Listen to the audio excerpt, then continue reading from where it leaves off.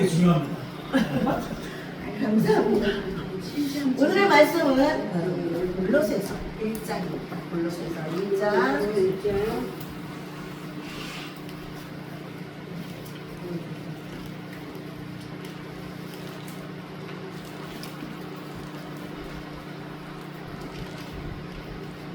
골로새서 1장 13절부터 14절, 13절, 14절. 짧으니까 우리 다 같이 읽겠습니다. 그가 우리를 흑암의 권세에서 건져내사 그의 사랑의 아들의 나라로 옮기셨으니 그 아들 안에서 우리가 성량 곧 죄 사함을 얻었도다. 할렐루야. 귀한 은혜의 말씀이죠. 자, 오늘의 말씀의 제목은 그 은혜에 풍성함에 거하라 라는 말씀이 되겠습니다. 우리의 구원은 하나님께서 자발적으로 시작하신 것입니다. 또한 하나님께서 손수 다 지불하셔서 우리의 어둠과 연약함과 우리의 무지와 실패의 권세로부터 우리를 구원해 주셨습니다. 너희가 선해지고 착해져서 모든 죄들을 포기할 때야 그때야 내가 구해줄게, 너희들을 구원해줄게 라는 그 어떤 조건도 아예 없습니다. 그렇습니다. 우리는 이미 어둠의 권세로부터 빠져나왔습니다. 아멘. 여기 어둠이라는 단어 안에는 모든 속박과 사탄의 증오, 그리고 비통함, 그리고 우울함, 그리고 질투의 전체 시스템이 다 들어있습니다. 그 안에 무지가 있습니다. 그 안에 눈물이 있습니다. 그 안에 굶주림이 있습니다. 빈곤이 있습니다. 그리고 결핍이 있습니다. 질병과 아픔이 있습니다. 우리는 그곳에서 빠져나왔습니다. 누가 우리를 사탄의 지배하는 영역의 권세로부터 빼내셨습니까? 그분께서 우리를 빼내셨을 뿐만 아니라 우리를 그의 사랑의 아들의 나라로 옮겨주셨습니다. 그 아들 안에서 우리가 속량, 즉 죄사함을 얻었습니다. 만약 죄인이 그리스도를 구원자로 받아들였다면 그것은 곧 내게인 것입니다. 그리고 그가 10년 가운데 그리스도를 자신의 주님이라고 고백한다면 그것이 곧 믿는 것입니다. 사사시대에 그 암울했던 시대에 루시라는 여인이 있었습니다. 제가 루키를 잠깐 하겠는데요. 왜냐하면 이 루키는 오늘 말씀이랑 같은 얘기예요. 똑같은 게 일맥상통합니다. 그래서 루키 얘기를 좀 하겠습니다. 자, 루키는 총 4장으로 되어 있는 아주 짧은 책입니다. 그리고 구약이고 더군다나 사사기와 사무엘에서 중간에 끼어있는 아주 그러니까 얇은 책, 짧은 책이기 때문에 목사님들이 별로 루키에 대해서 설교하는 것을 별로 많이 들어보지 못했는데요. 그러나 루키는 굉장히 심오한 뜻을 갖고 있는 책입니다. 그리고 루키는 드라마적인 요소가 이 안에 다 들어있어서 굉장히 재밌습니다. 그래서 루키를 드라마식으로 편집을 하면 대박 날 거라고 저는 생각을 하는데요. 그리고 또 더 중요한 것은 이 루키는 마지막 시대와 연결이 되어 있기 때문에 아주 중요한 이야기입니다. 이 루키에서 주인공으로는 엘리멜렉이 나오고요. 그 아내 이름이 나옴이에요. 그리고 며느리가 이제 룻이죠. 이 사사시대에 이들이 살고 있었던 것은 베들레헴이었는데 베들레헴의 흉년이 되게 됩니다. 그래서 이 가장인 엘리멜렉은 이 가족을 이끌고 모압 지방으로 이주하게 됩니다. 그때 이제 나오미가 아내였고 두 아들이 있었는데 두 아들은 기럯과 말론이었습니다. 그래서 엘리멜렉과 나오미와 기럯과 말론 이렇게 4식구가 모압으로 이주를 하죠. 근데 모압으로 이사 온 지 10년 만에 가장인 엘리멜렉이 죽고 기럯과 말론도 다 죽어버렸습니다. 근데 이제 모압으로 이주를 하고 나서 기럯과 말론을 모압에서 결혼을 시켰어요. 모압 여인한테서. 그래서 두 며느리는 다 모압 여인입니다. 그래서 두 며느리 그러니까 모압에서 얻은 두 며느리와 나오미 이렇게 세 가부만 남게 되는 거죠. 세 가부. 그 당시의 가부는요, 굉장히 불쌍한 인생이었어요. 그래서 예수님께서는 뭐라고 그랬어요? 고아와 과부를 잘 돌봐라 이런 말씀을 하셨죠. 그 지금의 과부는 너무 좋죠. 근데 그 당시의 과부는 살아갈 수 있는 방법은 오직 하나야.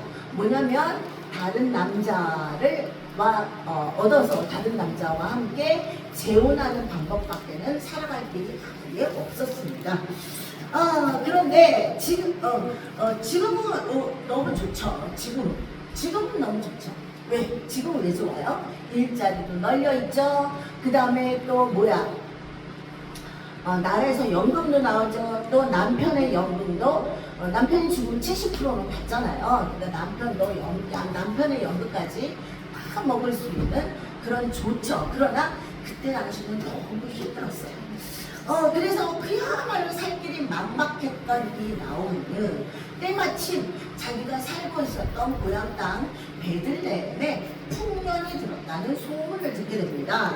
그래서 나오미는 더 이상 살고 싶지 않았던 이 모압 땅, 눈물의 땅, 저주의 땅, 슬픈 땅에서 빠져나오고 싶었던 것입니다. 그래서 나오미는 내 고향 땅 베들레헴으로 가야 되겠다 이렇게 마음을 먹게 되죠. 근데 이제 두 며느리가 있잖아요. 그래서 두 며느리한테 물어봅니다. 근데 이제 오르바는 모압에서 얻은 여인 오르바는 저는 그냥 친정집으로 그냥 가겠습니다 라고 친정으로 돌아갔습니다.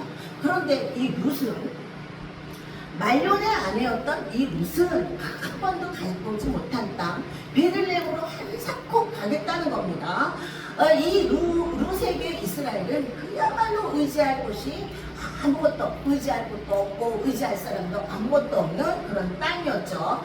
더군다나 베들레헴 이스라엘 땅은 다른 이방인 내 종교가 아니라 다른 이방인들은 굉장히 배척하는 배타심이 가득한 곳이라서 살기가 그만큼 힘들었던 곳입니다. 그러나 룻은 어머니의 백성이 나의 백성이고 어머니의 하나님이 내 하나님 되십니다 라면서 다시 나오미를 따라오겠다고 하는 겁니다. 자, 그래서 나오미와 룻은 베들레헴으로 가게 됩니다. 자, 베들레헴의 뜻은 떡집입니다. 떡은 뭐예요? 이 육신을 살리게 하는 게 떡이죠. 또 내 영혼을 살리게 하는 말씀의 양식은 이게 떡입니다. 이 모든 것을 다 잃고 나서 다 잃었죠. 나오미야말로 진짜 모든 걸 다 잃었죠. 모압에서. 그래서 다 잃고 나서야 내 아버지의 양식이 가득한 베들레헴으로 돌아갑니다. 자, 베들레헴으로 돌아간 이 두 가부는 그야말로 살 길이 없어. 살 길이 너무나 막막해. 그래서 남의 밭에서 남의 땅에서 일궈놓고 다 걷어간 그 남은 이 삭죽기를 사면서 살고 있었습니다. 그야말로 하루하루 끼니끼니가 너무너무 안타까운 그런 상황이었죠. 그런데 어느 날 이 삭죽기를 하다가 볏짚 더미에서 낮잠을 자고 있었던 보아스를 발견하게 됩니다. 이 보아스는 그 땅의 대지주였는데요. 근데 이제 룻은 이 보아스가 잠자는 것을 보고 낮잠 자는 것을 보고 그 옆에 살그머니 누워가지고 같이 이제 낮잠을 자게 됨으로써 이제 둘은 사귀게 되고 교제를 하게 되고 결국은 결혼을 하게 됩니다.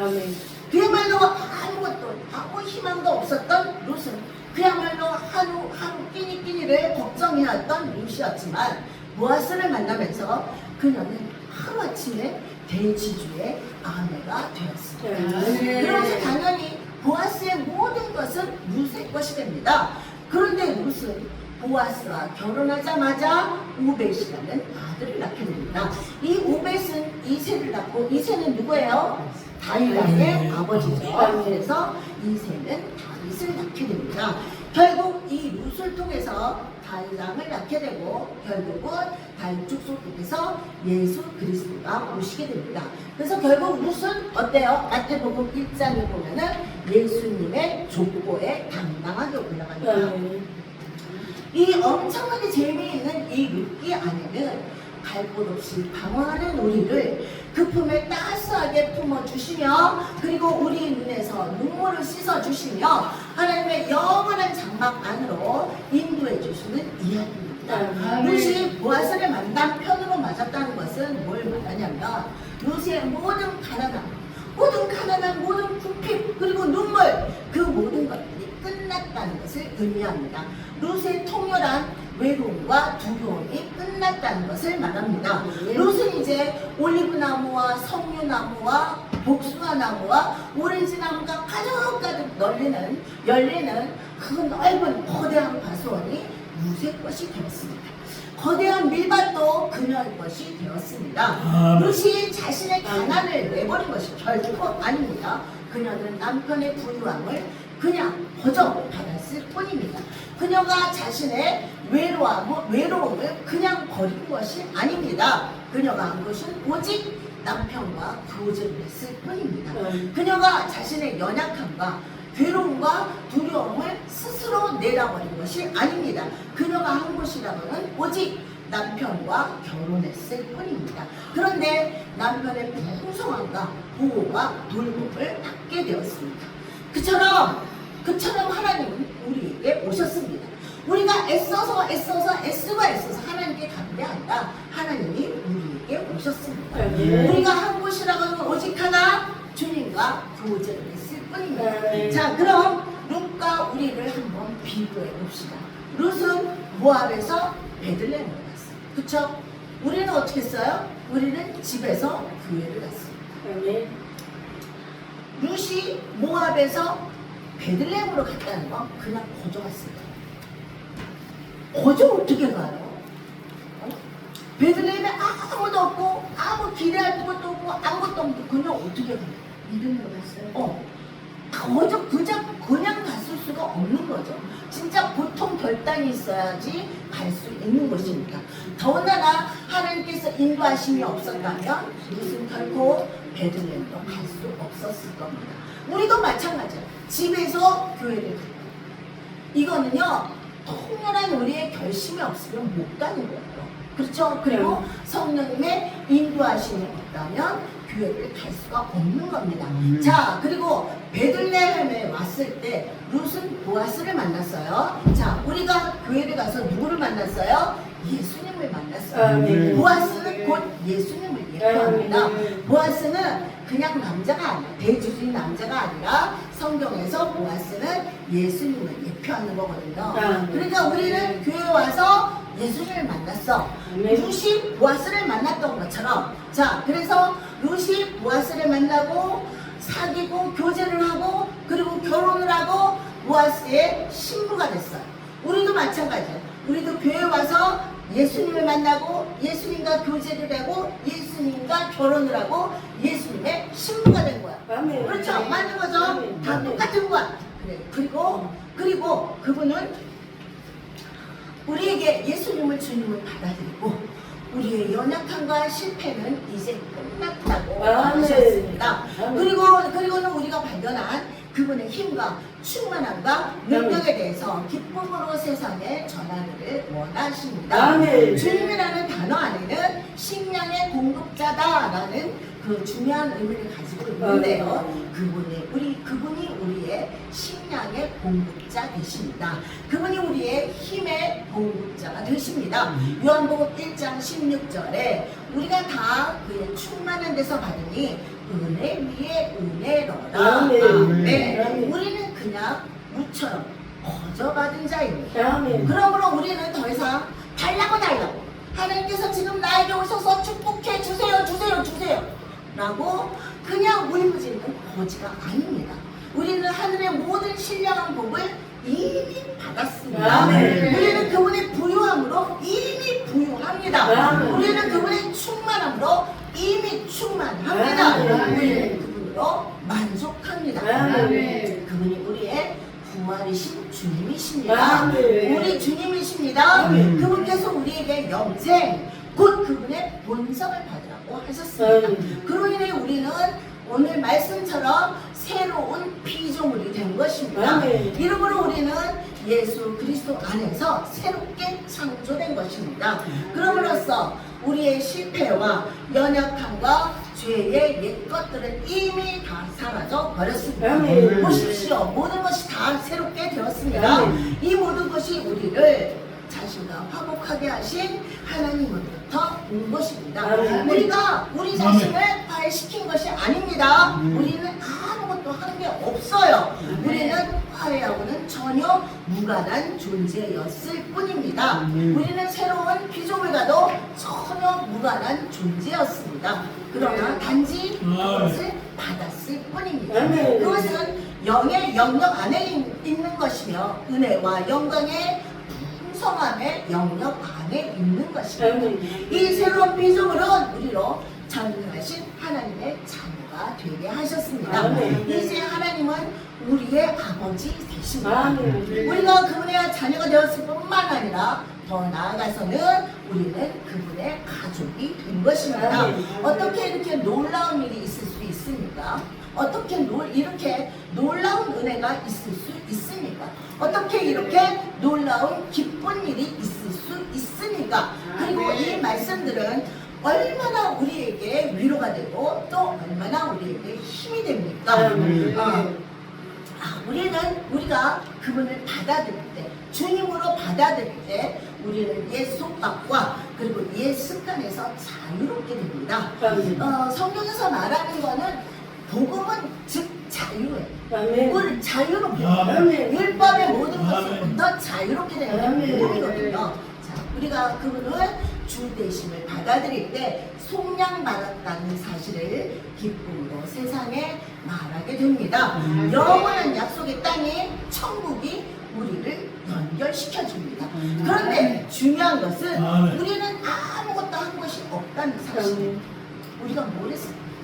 우리는 한 게 없어. 우리는 간청하거나 기도하지 않았고, 만약에 속량을 해주신다면 내가 이런 걸 하겠습니다. 내가 11조를 하겠습니다. 내가 감사헌금을 하겠습니다. 내가 건축헌금을 하겠습니다.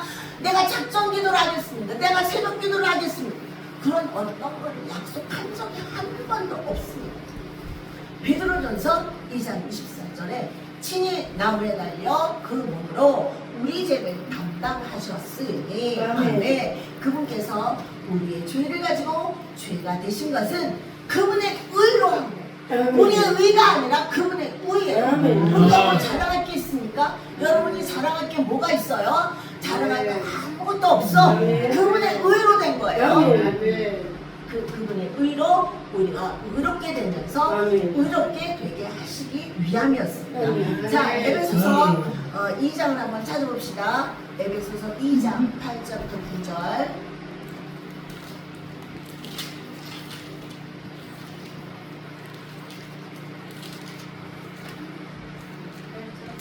네, 2장 8절부터 9절. 찾았죠? 너희 같이 읽습니다. 너희는 그 은혜에 인하여 믿음으로 말미암아 받았으니 이것은 너희에게서 난 것이 아니요 하나님의 선물이라. 행위에서 난 것이 아니니 이는 누구든지 자랑하지 못하느니라. 행위에서 난 것이 아니다. 너희 행위가 아니다. 그래서 누구든지 자랑하지 못한다. 아멘. 그러므로 선물입니다. 아들되면 선물입니다. 성량도 선물입니다. 영생도 선물입니다. 그러므로 새로운 피조물은 선물입니다. 그리고 성령님도 선물입니다. 더군다나 하나님께서는 우리를 그토록 사랑하셔서 그 아들도 우리에게 통째로 다 주셨어요. 그러므로 예수님은 아버지의 선물이었습니다. 그렇죠. 그러므로 우리는 자랑할 게 하나도 없는 거예요. 오늘도 주님이 주시는 그 은혜의 풍성함과 그리고 그 능력 안에 가득히 거하시는 여러분 모두가 되시기를 예수님의 이름으로 축복합니다.